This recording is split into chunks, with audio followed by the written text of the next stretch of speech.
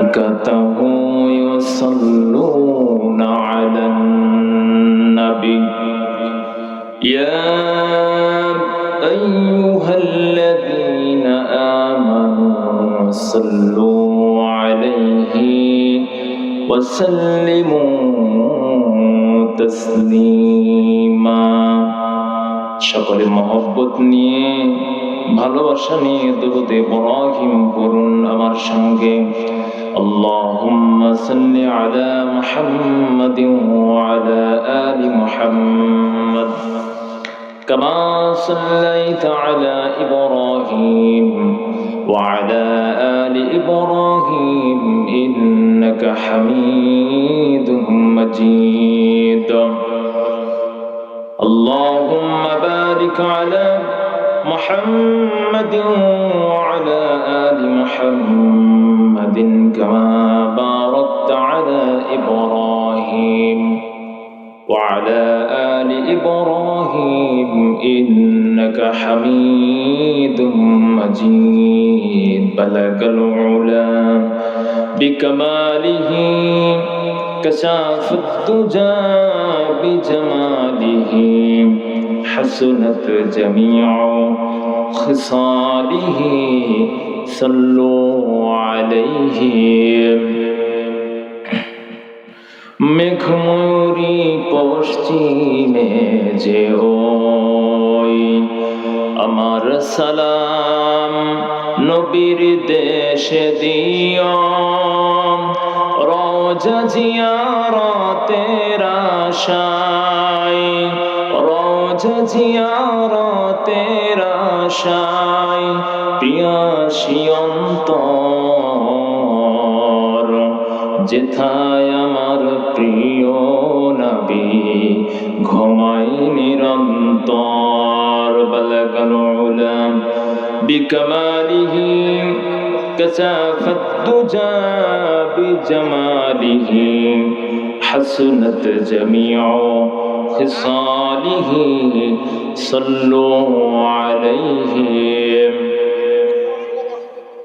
আজকের এই আমার সামনে উপস্থিত হযরত উলামায়ে কিরাম ফাযিল আযম সুশীল সমাজ জাতির শ্রেষ্ঠ সন্তান শিক্ষক মণ্ডলী জাতির বিবেক সাংবাদিক বিন্দু এবং বিভিন্ন স্থান থেকে ছুটে আসা তাওহীদের পতাকাবাহী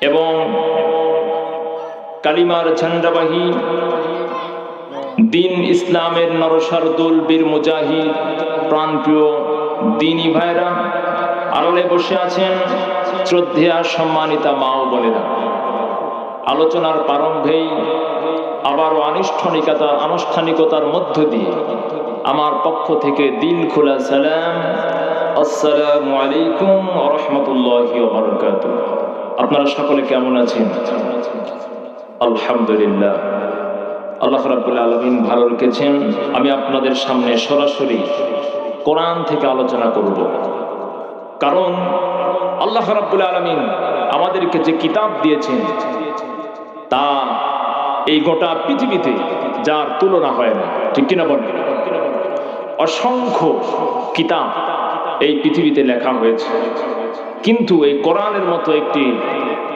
কোরআন এবং সূরা এবং আয়াত কেউ লিখে এখনো দেখাতে পারেনি ঠিক কিনা বলেন তো আল্লাহ রাব্বুল আলামিনের সেই কালামুল্লাহ মাজিদ থেকে কোরআনুল কারীম থেকে আলোচনা করব ইনশাআল্লাহ ওমা তাওফীকি ইল্লা বিল্লাহ আলাইহি তাওয়াক্কালতু ওয়া ইলাইহি উনীব আল্লাহ রাব্বুল আলামিন এই পৃথিবীতে অসংখ্য নবী এবং রাসূল প্রেরণ করেছেন আল্লাহ রাব্বুল আলামিন হযরতে দাউদ আলাইহিস সালামকে এই পৃথিবীতে প্রেরণ করেছিলেন তাকে মুজিজা দান করেছিলেন প্রত্যেকটি নবী এবং রাসূলকে আল্লাহ মুজিজা দান করেছেন মিরাকেল দিয়েছেন এই মুজিজা হযরতে দাউদ আলাইহিস সালামকে আল্লাহ দিয়েছিলেন। হযরতে দাউদ আলাইহিস সালাম যখন জাবুর শরীফ তেলাওয়াত করতেন, আকাশের পাখিগুলো ওড়া বন্ধ করে দিত, সমুদ্রের মাছ পর্যন্ত হযরতে দাউদ আলাইহিস সালামের জাবুর তেলাওয়াত শুনতেন। ঠিক কিনা বলেন? এত সুমধুর কণ্ঠ আল্লাহ রাব্বুল আলামিন আর অন্য কোন মানুষকে দেন নাই। এত সুমধুর কণ্ঠ আল্লাহ পাক হযরতে দাউদ আলাইহিস সালামকে দিয়েছিলেন। শুধু তাই নয়, হযরতে দাউদ আলাইহিস সালাম যখন কোন লোহা ধরতেন, লোহা পানি হয়ে যেত, হাতের আঙ্গুলের ফাঁক দিয়ে লোহা পানি হয়ে গড়ে গড়ে পড়তো, এবং তিনি যদি ইচ্ছা করতেন সেই লোহা দিয়ে তিনি দাও, ছুরি, বটি এগুলো তৈরি করতেন। জোরে বলেন সুবহানাল্লাহ। এখনো লোহা আছে, কিন্তু পৃথিবীর কোন মানুষ নেই এইরকম যার শক্তি আছে লোহাটা ধরবে, লোহাটা নরম হয়ে যাবে, পানি হয়ে হাতের আঙ্গুলের ফাঁক দিয়ে বের হয়ে যাবে, এরকম আছে নাকি ভাই? হযরতে দাউদ আলাইহিস সালাম ইন্তিকাল করলেন, তার মুজিজাও তার সঙ্গে চলে গেল। আল্লাহ রাব্বুল আলামিন হযরতে সুলাইমান আলাইহিস সালামকে এই পৃথিবীতে প্রেরণ করলেন। আল্লাহ রাব্বুল আলামিন সুলাইমান আলাইহিস সালামকে এমন মুজিজা দান করলেন, ইঞ্জিন লাগতো না, মেশিন লাগতো না, 1 মাসের পথ তোক্তার উপরে উঠে হাওয়ায় শূন্যে উড়ে তিনি পাড়ি দিতেন। জোরে বলেন সুবহানাল্লাহ। এরপরে শুধু তাই নয়, আল্লাহ রাব্বুল আলামিন এমন মুজিজা হযরত সুলাইমান আলাইহিস সালামকে দান করেছিলেন, তিনি যদি ইচ্ছা করতেন, আল্লাহ রাব্বুল আলামিন তাকে এমন মুজিজা দান করেছিলেন, তিনি যদি ইচ্ছা করতেন পৃথিবীর সমস্ত মাখলুকাতের ভাষাগুলো মানুষের মাঝে বর্ণনা করতেন। ঠিক কিনা বলেন? সমুদ্রের মাছ থেকে শুরু করে গর্তের পিপিলিকা পর্যন্ত হযরতে সুলাইমান আলাইহিস সালাম প্রত্যেকটি মাখলুকাতের ভাষা বোঝার মতো মুজিজা দান করেছিলেন। হযরতে সুলাইমান আলাইহিস সালাম চলে গেলেন, তার মুজিজাও তার সঙ্গে চলে গেল। এরপর আল্লাহ পাক দাউদ আলাইহিস সালামকে এই পৃথিবীতে প্রেরণ করলেন। হযরতে মূসা আলাইহিস সালামকে আল্লাহ রাব্বুল আলামিন প্রেরণ করলেন। হযরতে মূসা আলাইহিস সালাম এই পৃথিবীতে আসলেন, আল্লাহ পাক তাকে একটি মুজিজা দান করলেন, সেটা হচ্ছে লাঠি। কি বলেন? লাঠি দিলেন। আল্লাহ পাক রব্বুল আলামিন মূসা আলাইহিস সালামকে বললেন, মূসা এই লাঠিটা মাটিতে নিক্ষেপ করো। মূসা আলাইহিস সালাম যখন লাঠিটা মাটির মধ্যে নিক্ষেপ করলেন, সাপ হয়ে গেল। মূসা আলাইহিস সালাম ভয় পেয়ে গেলেন। আল্লাহ পাক বললেন, মূসা ভয় পাওয়ার কোনো কারণ নাই, লাঠিটারে ধরো, আমি আল্লাহ আবার এই সাপটারে তোমার হাতের মুঠোর মধ্যে লাঠি বানিয়ে দিব। আল্লাহ রাব্বুল আলামিন মূসা আলাইহিস সালামকে এমন মুজিজা দান করেছিলেন। মূসা আলাইহিস সালাম চলে গেলেন, তার মুজিজাও চলে গেল। এরপর আল্লাহ পাক ঈসা আলাইহিস সালামকে এই পৃথিবীতে প্রেরণ করলেন। হযরত ঈসা আলাইহিস সালামকে আল্লাহ রাব্বুল আলামিন এমন মুজিজা দান করেছিলেন, ঈসা আলাইহিস সালাম যদি কোনো জন্মন্ধ মানুষের চোখের মধ্যে হাত বুলিয়ে দিতেন, চোখটা সঙ্গে সঙ্গে ভালো হয়ে যেত, এবং তিনি যদি কোনো কুষ্ঠ ব্যাধি ওয়ালা মানুষের শরীরের মধ্যে হাত বুলিয়ে দিতেন, সঙ্গে সঙ্গে কুষ্ঠ রোগীটা ভালো হয়ে যেত। এমন মুজিজা হযরত ঈসা আলাইহিস সালামকে আল্লাহ রাব্বুল আলামিন দান করেছিলেন। শুধু তাই নয়, ঈসা আলাইহিস সালামকে আল্লাহ রাব্বুল আলামিন আরো কি মুজিজা দিয়েছিলেন। কোন মৃত মানুষকে তিনি যদি বলতেন কুম বিইذনিল্লাহ, জীবিত হয়ে যাও, সঙ্গে সঙ্গে মানুষটা জীবিত হয়ে যেত। ঈসা আলাইহিস সালাম মৃত মানুষের সঙ্গে কথা বলতেন, আবার বলতেন তুমি এখন মৃত্যুবরণ করো, সঙ্গে সঙ্গে মৃত মানুষটা, জীবিত মানুষটা আবার মৃত্যুবরণ করত। এইরকম মুজিজা আর কি আছে? কেউ দেখাতে পারে? আর কেউ দেখাতে পারে না। ঈসা আলাইহিস সালাম চলে গেলেন, তার মুজিজাও চলে গেল। ঠিক কিনা ভাই বলেন? আল্লাহ রাব্বুল আলামিন শেষ নবী, আখিরি নবী জনাব মুহাম্মদুর রাসূলুল্লাহ সাল্লাল্লাহু আলাইহি ওয়াসাল্লাম কেমন মুজিজা দান করেছিলেন। আল্লাহর নবীকে আল্লাহ পাক 3000-এর বেশি মুজিজা দান করেছিলেন। তার মধ্যে সবচাইতে বড় মুজিজার নাম হচ্ছে কোরআনুল কারীম। নাম কি বলেন? কোরআনুল কারীম 3000-এর বেশি মুজিজা দান করেছিলেন আল্লাহ রাব্বুল আলামিন। এই 3000 মুজিজার মধ্যে সবচাইতে বড় মুজিজার নাম হচ্ছে কোরআনুল কারীম। সেই সময়কার সাহিত্যের প্রভাব ছিল, কবিত্বের প্রভাব ছিল। তারা কবি এবং সাহিত্য এবং কবিতা লেখে তারা কাবা শরীফের ওয়ালের মধ্যে টাঙ্গিয়ে দিত। আল্লাহ রাব্বুল আলামিন এই কবি এবং সাহিত্যদের তাদের সমস্ত লেখার মানকে ছাড়িয়ে আল্লাহ পাক কোরআনের জায়গাটা উঁচু করে দিলেন, কোরআনের মানটা উঁচু করে দিলেন। এত উঁচু করে দিলেন, সেই যুগের সাহিত্য এবং কবিতার কবি যা কিছু লিখতো এই সব কিছুকে ছাড়িয়ে কোরআনুল কারীম সেখানে 1 নম্বরে নাম উঠে গেল। জোরে বলেন সুবহানাল্লাহ। আমি সেই কোরআন থেকে কথা বলবো আপনাদের কাছে। আল্লাহ রাব্বুল আলামিন তার বান্দাদের ব্যাপারে বলেছেন, বান্দা এই দুনিয়াটা চিরস্থায়ী নয়, সারা জীবন এই দুনিয়াতে থাকা যাবে না। এই দুনিয়ার একদিন শেষ হবে। এই দুনিয়ার একদিন শেষ হবে কিনা ভাই বলেন? এই দুনিয়ার ইল্লাল্লাহ লা ইলাহা ইল্লাল্লাহ লা ইলাহা ইল্লাল্লাহ সুবহানাল্লাহ আলহামদুলিল্লাহ লা ইলাহা ইল্লাল্লাহ সুবহানাল্লাহ আলহামদুলিল্লাহ লা ইলাহা ইল্লাল্লাহ। কোরআনের তাফসীরে, কোরআনের মাহফিলে দেওয়ার কারণে হয়তো আল্লাহ রাব্বুল আলামিনের কাছে এই সময়টাই আমাদের নাজাতের উসিলা হতে পারে, ঠিক কিনা বলেন? এজন্য ভাই আমরা দূরে না থাকি, একটু জমে বসেন। শয়তান আমাদেরকে ওয়াসওয়াসা দেয়। শয়তান কি দেয় বলেন? ওয়াসওয়াসা দেয়।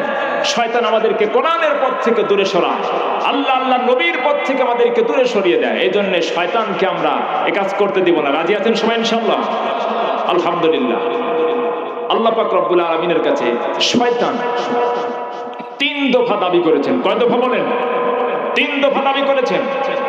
শয়তান যখন তার উপরে লানত করা হলো, শয়তান বলল, আয় আল্লাহ তাআলা, আপনি যে আমার উপরে লানত করলেন এই আদম সন্তানের জন্য, তো এই আদম সন্তানগুলো আপনার জান্নাতের মধ্যে অসংখ্য নাজ নিয়ামত তারা ভোগ করবে, আর আমি লানত নিয়ে জাহান্নামের মধ্যে জ্বলবো। তবে এত বছর ধরে আপনার ইবাদত করলাম, এত কিছু করলাম, বিনিময়কে কিছুই দিবেন না? আপনার কে করেছেন বলেন? শয়তান, ইবলিস করেছে। আল্লাহর কাছে দাবিটা করেছে ইবলিস। শয়তান যখন এই দাবি করল, আল্লাহ রাব্বুল আলামিন বলল, শয়তান তোমার কি চাহিদা, তুমি কি চাও একটু খুলে বলো। এবার শয়তান বলল, আয় আল্লাহ তাআলা, আমার 1 নাম্বার দাবি হলো আমাকে আজ থেকে শুরু করে কিয়ামত পর্যন্ত হায়াত দিতে হবে। আমি যেন কোনোদিন না মরি, কিয়ামত পর্যন্ত আমার হায়াতটা বৃদ্ধি করে দিতে হবে। আর আমি যেন এতদিন পর্যন্ত জীবিত থাকি, আমার এইরকম একটা শক্তি দিয়ে দেন। আল্লাহ রাব্বুল আলামিন বললেন, যাও, এটা তোমারে দেওয়া হলো। এরপরে বলল, আর কি? শয়তান বলল, আয় আল্লাহ তাআলা, আপনি আমাকে আরেকটি উপহার দান করুন। বলল, কি? শয়তান এবার বলল, আল্লাহ, আমি মানুষকে ধোঁকা দিব, আপনার বান্দাদেরকে জাহান্নামের মধ্যে নিয়ে যাব, আপনার বান্দাদেরকে কোরআনের পথ থেকে, রাসূলের পথ থেকে তাদেরকে টেনে নিয়ে জাহান্নামের মধ্যে নিক্ষেপ করব। মানুষে মানুষে গন্ডগোল বাঁধিয়ে দিব, ভাই ভাইয়ের মধ্যে সম্পর্ক নষ্ট করে দিব, বোন বোনের মধ্যে সম্পর্ক নষ্ট করে দিব, স্বামী স্ত্রীর মধ্যে সম্পর্ক নষ্ট করে দিব। আর যদি আমি তাদের মাঝে এইরকম ফিতনা ছড়িয়ে রাস্তা দিয়ে হেঁটে যাই, তাহলে তারা তো আমারে আস্ত হবে না, লাঠি দিয়ে পিটিয়ে আমাকে শেষ করে দিবে, ঠিক না বলেন? শয়তানকে যদি দেখেন ও আপনার স্বামী স্ত্রীর মধ্যে, ভাই ভাইয়ের মধ্যে গন্ডগোল পাকিয়ে দিয়ে ও রাস্তা দিয়ে মশানে হেঁটে যাচ্ছে, তারে কি ছাড়বেন? এবার শয়তান বলল, আল্লাহ তাআলা, আমার এমন একটি পাওয়ার দেন, পৃথিবীর কোন মানুষ যেন আমারে না দেখে, আমি যেন মানুষের রক্তের মধ্যে মিশে থাকতে পারি, আমি মানুষকে ওয়াসওয়াসা দিব, মানুষকে জাহান্নামের মধ্যে নিয়ে যাব, কিন্তু পৃথিবীর কোন মানুষ যেন আমারে দেখতে না পায়, কোন মানুষ যেন আমারে দেখতে না পায়, আমারে মানুষের শিরায় শিরায় রক্তের মধ্যে বিরুদ্ধে চলার মতো শক্তি ক্ষমতা আপনি আমারে দিয়ে দেন। আল্লাহ বললো এটাও তোমারে দেওয়া হলো, আর কি চাও? শয়তান বলল আল্লাহ তাআলা আমারে আরেক দফা দাবি মানতে হবে। বলল কি? বলছেন আল্লাহ তাআলা কিয়ামত পর্যন্ত আমার হায়াতটা বৃদ্ধি করেছেন, এটা ঠিক আছে। আমাকে পৃথিবীর কোনো মানুষ দেখতে পাবে না, মানুষের রক্তের মধ্যে আমি মিশে থাকবো, এটাও ঠিক আছে। আর রব্বুল আলামিন আমারে আরেকটি, আমার দাবিটা আপনার আরেকটা মেনে নেন। বললো কি দাবি? বললো এই পৃথিবীতে এত মানুষকে আমি ধোঁকা দিব, লক্ষ লক্ষ কোটি কোটি বান্দাদেরকে আমি জাহান্নামের মধ্যে নিয়ে যাব। আল্লাহ তাআলা আপনি যদি আমার এই উম্মতদেরকে, আমার ওয়ার্কারদেরকে খেতে না দেন, তাহলে তারা তো সবাই মরে যাবে। আল্লাহ যত শয়তানি করি আর যত বদমাশি করি, মানুষকে যত কোরআনের পথ থেকে জাহান্নামের দিকে নিয়ে যায়, আপনি আমারে খেতে দিবেন? আল্লাহ বলল যা, এটাও রাজি। 3 দফা দিয়ে দিলেন। তবে আল্লাহ রাব্বুল আলামিন বললেন শয়তান জেনে রাখো, তোমাকে 3 দফা, তোমার 3 দফা দাবি আমি মেনে নিয়েছি, সব কিছু মেনে নিলাম, কিন্তু তুমিও জেনে রাখো আমি আমার বান্দাদেরকে ক্ষমা করব আর জান্নাতে দিব। জোরে বলেন সুবহানাল্লাহ। যত ওয়াসওয়াসা দাও তাদেরকে কোরআনের পথ থেকে যত দূরে নিয়ে যাও, আমি আল্লাহ তাদেরকে ক্ষমা করব আর কি করব? জান্নাতের মধ্যে ঢুকিয়ে দিব। জোরে বলেন সুবহানাল্লাহ। এজন্য শয়তান আমাদেরকে ধোঁকা দেয়। খুব অল্প সময় আমি আপনাদের সামনে আলোচনার মধ্যে এখন প্রবেশ করব। আল্লাহ রাব্বুল আলামিন বলেন এই পৃথিবী একদিন শেষ হয়ে যাবে, এই পৃথিবী একদিন থাকবে না। আল্লাহ রাব্বুল আলামিন বলছেন ইদাশ শামসু কুবিরাত ওয়া ইদান নুজুমু কাদারাত ওয়া ইদাল জিবালু সুইরাত। যেদিন সূর্য নিষ্পাপ হয়ে যাবে, তারকারাজিগুলো নিষ্ফল হয়ে যাবে, তারা সেদিন ছিটকে পড়বে এবং সমুদ্র মহাসমুদ্রগুলো দীর্ণ বিদীর্ণ হয়ে যাবে। আল্লাহ পাক আরো কি বলেছেন? আল্লাহ পাক বলেছেন ইদাস সামাউ ফাতারাত ওয়া ইদাল কাওয়াকিবু তাসারাত ওয়া ইদাল বিহারু ফুজ্জিরাত ওয়া ইদাল কুবুরু বু'থিরাত। সেদিন আকাশ চূর্ণ বিচূর্ণ হয়ে যাবে, ওয়া ইদাল কাওয়াকিবু তাসারাত, এবং নক্ষত্রাদিগুলো সেদিন খসে খসে পড়বে, সবকিছু ছিটকে পড়বে, কোনো কিছু আর আস্ত থাকবে না, এবং সমুদ্র মহাসমুদ্রগুলো দীর্ণ বিদীর্ণ হয়ে যাবে এবং কবর সব কিছুকে উৎকীর্ণ করে দিবে। অবস্থাটা এরকম ভয়াবহ হবে। আল্লাহ রাব্বুল আলামিন বলবেন শুধু তাই নয়, ফাইদা বারিকাল বাসারু ওয়া খাসাফাল কমারু ওয়া জুমিআশ শামসু ওয়াল কমার। আল্লাহ বলছেন সেদিন চক্ষু বিস্ফারিত হয়ে যাবে এবং চাঁদ তার আলো হারিয়ে ফেলবে, চাঁদ এবং সূর্যকে একত্রিত করে দেওয়া হবে, তা এক ধাক্কায় চূর্ণ বিচূর্ণ হয়ে যাবে।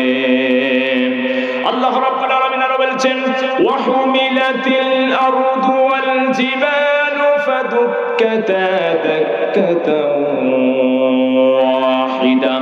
আল্লাহ পাক বলেছেন সেদিন জমিন এবং পাহাড়কে সংঘর্ষ বাঁধিয়ে দেওয়া হবে, আর তার ফলে এক ধাক্কায় জমিন এবং পাহাড় চূর্ণ বিচূর্ণ হয়ে যাবে।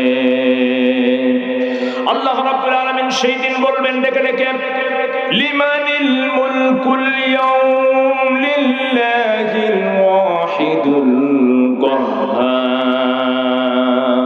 আল্লাহ বলবেন আজকে রাজত্ব কার? চারিদিক থেকে কোনো আওয়াজ আসবে না, কোনো শব্দ আসবে না।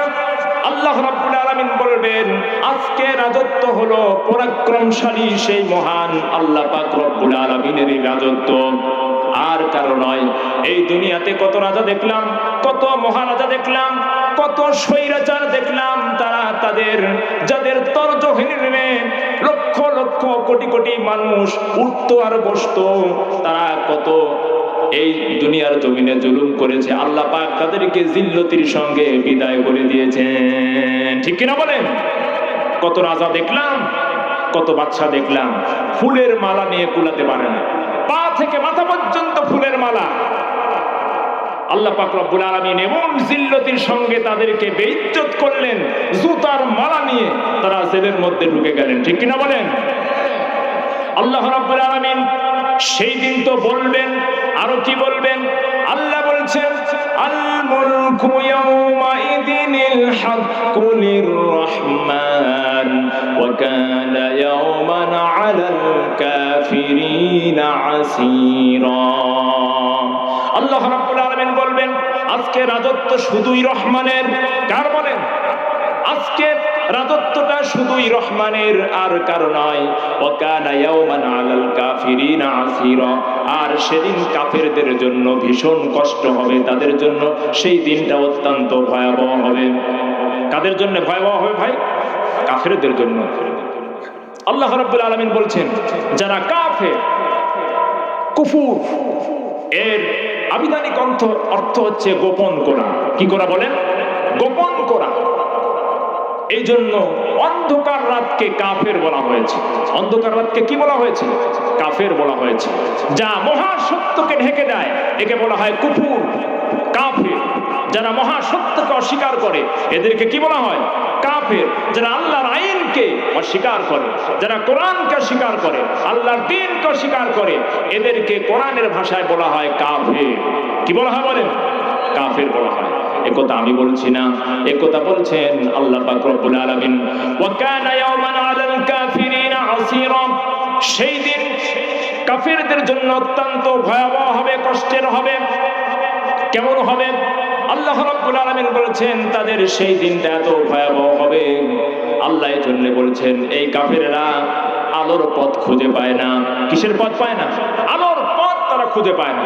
তারা অন্ধকারের মধ্যে ঘুরে মরে, তারা আলোর সাক্ষাৎ পায় না, তারা সঠিক পথ, হেদায়েতের পথ তারা খুঁজে পায় না।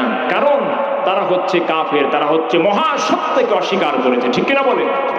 আল্লাহ রাব্বুল আলামিন বলেন ওয়াল্লাযীনা কাফারু আউলিয়াউহুমুত তাগুতু ইখরিজুনাহুম মিনান নূরি ইলাদ যুলুমাত। আল্লাহ রাব্বুল আলামিন বলেন যারা কাফের, যারা তাগুত, তাদের সহযোগী এবং পৃষ্ঠপোষক হচ্ছেন তাগুত। যারা কাফের তাদের সহযোগী এবং পৃষ্ঠপোষক হচ্ছে তাগুত।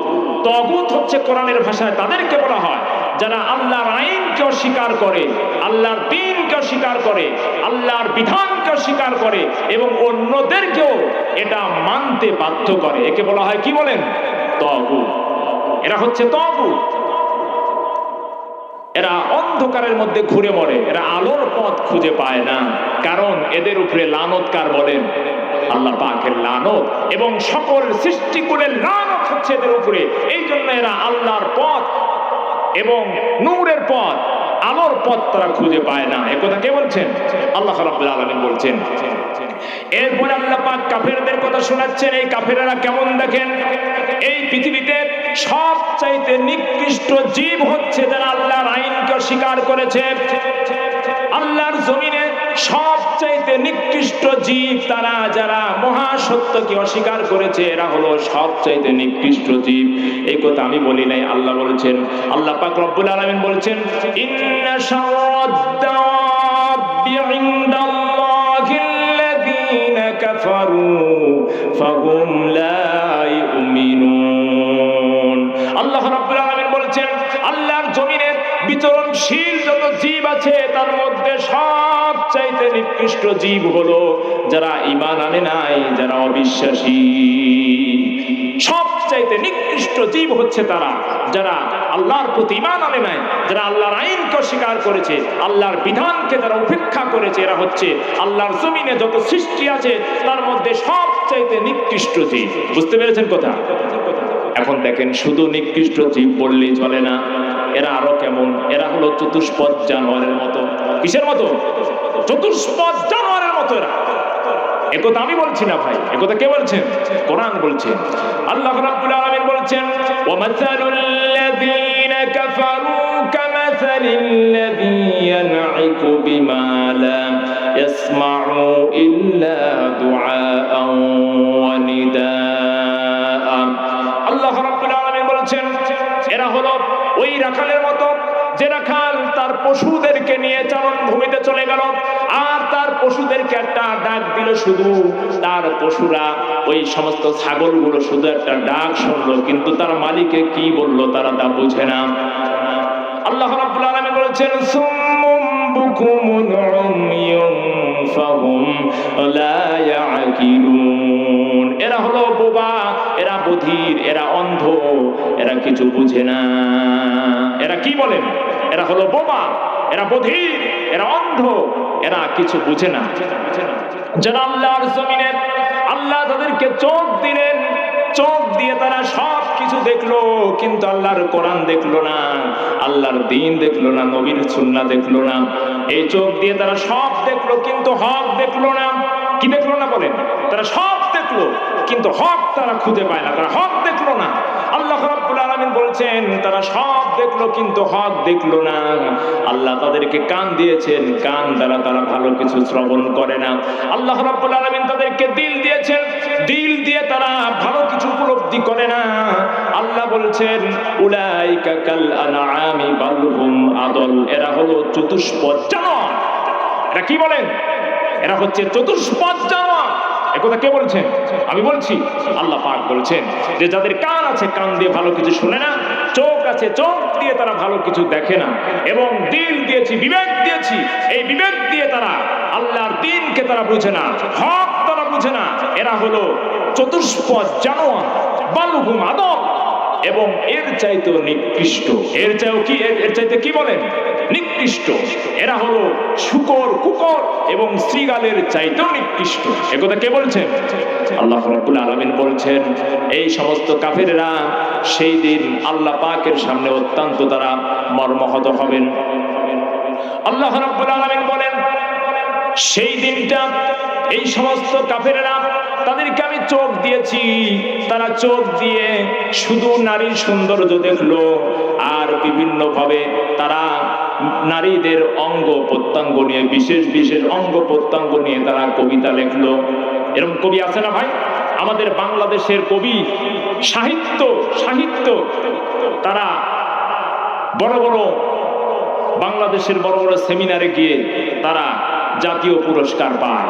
ওই কবি জাতীয় পুরস্কার পায় যে কবি নারীদের সবচাইতে বিশেষ বিশেষ অঙ্গ নিয়ে অশ্লীল কবিতা লেখে। ওই কবিকে বাংলাদেশের পক্ষ থেকে তাকে বড় বড় পুরস্কার প্রদান করা হয়। ঠিক কিনা বলেন? কিন্তু দেখেন আল্লাহ পাক রব্বুল আলামিন কেমন কবিতা দিয়েছিলেন। আল্লাহ রাব্বুল আলামিন যে সৌন্দর্য তাদেরকে দান করেছেন, সেই যিনি দান করেছেন তার সৌন্দর্যের কথা একটা বারো বর্ণনা করে না। ঠিক কিনা বলেন? এই সৌন্দর্য যিনি দিলেন, নারীর সৌন্দর্য যিনি দিলেন, যে স্রষ্টা দিলেন, ওই স্রষ্টারে নিয়ে একটা বারের জন্য কবিতা লেখে না। ঠিক কিনা বলেন? যিনি সৌন্দর্য দিলেন তার কথা একটা বারো বলে না, কারণ তারা হচ্ছে হতভাগা, তারা হচ্ছে কাফের, তারা হচ্ছে মুনাফিক, এরা হলো জাহান্নামের নরকীট। ঠিক কিনা বলেন? এই জন্য শেখ সাদী রাহিমাহুল্লাহ বলছেন, এমন একটি কবিতা তিনি বাংলা অনুবাদ করেছেন, একদা সুখদায়ে প্রমোদা বদন, দর্শন করি মম ঝরিল নয়ন, হেসে কহিল সে রূপসী সবিস্ময় মন, কহ দেখি মহাশয় কহ কি কারণ, বিষয় বিরাগী তুমি ভুবনে প্রচার, কি হেতু জন্মিল তবু মানুষ বিকার, সামান্য ললনারূপ করি দর্শন, উচিত না হয় তবু অশ্রু বরিশন। একজন আল্লাহর বুজুর্গ বান্দা রাস্তা দিয়ে একজন সুন্দরী যুবতী মহিলা যাচ্ছিলেন। এই যুবতী সুন্দরী নারীকে দেখে আল্লাহর বুজুর্গ বান্দা তাকিয়ে তাকিয়ে কান্না করছেন। আর এই মহিলা যুবতীটা বলেছেন, ও আল্লাহর বুজুর্গ বান্দা, অত্র এলাকার মধ্যে আপনি একজন বুজুর্গ মানুষ, দিনদার মানুষ, আমার মতো একজন সুন্দরী মহিলারে দেখে ঠিক আছে, ইনশাআল্লাহ শেষ করব।